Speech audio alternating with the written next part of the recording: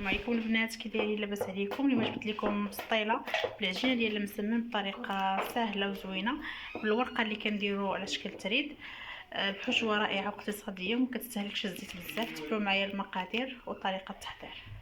كيلو ديال الكفته، جوج بصلات كبار، غندير العطريه اللي تصلح لي لهاد الحشوه، وعندي الفيرميسيل اللي تورته بالماء،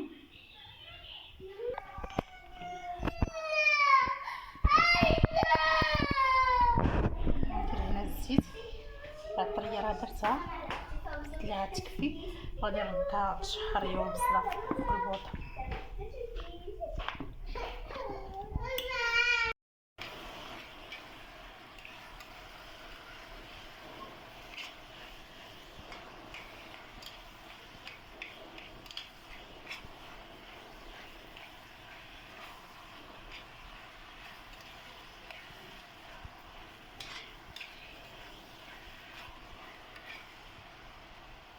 دابا هي تشحرات ولات هكا، غنضيف عليها دابا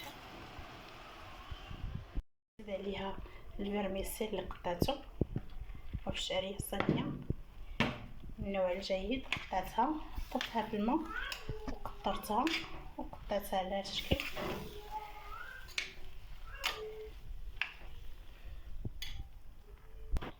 استعملت الورقه اللي صايبت في الفيديو اللي قبل، راني فرشتها. انا دهنت الطاوله اللي غندير في الفران بالزيت، فرشتها هنايا بالورقه ديالي. ونزيد شي وحدي هذيك الورقه اللي صايبت معكم، هي هذه.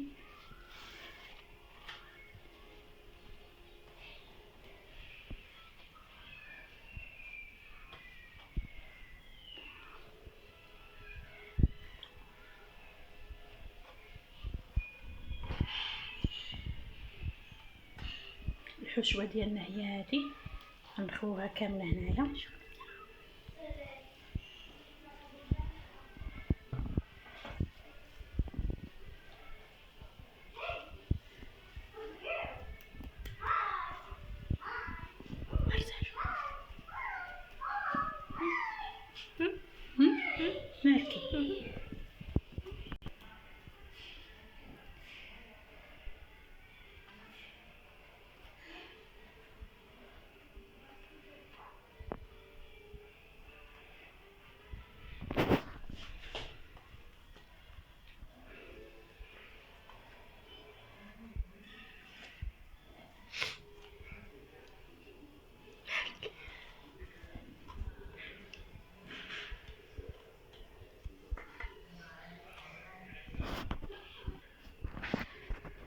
بعد ما ساليناها كامله لبسناها كامله. بعد ما لبسنا البسطيله ديالنا كامله هي هذه، غندهنوها بالصفار البيض وندخلوها للفران.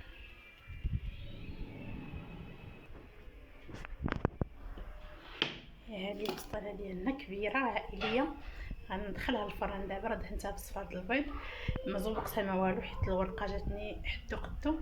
غندخلها طيب، وفاش كتخرج نزينوها باش ما بغينا. هي هذه البسطيله ديالنا بعد ما كطيب كتجي لهذا الشكل. زيدناها بالحامض، واحد كيزينها باش بغا. نتمنى الفيديو ديال هذا النهار يعجبكم. ما تنساونيش من لايك، كيشوف القناه اول مره يدير ابون.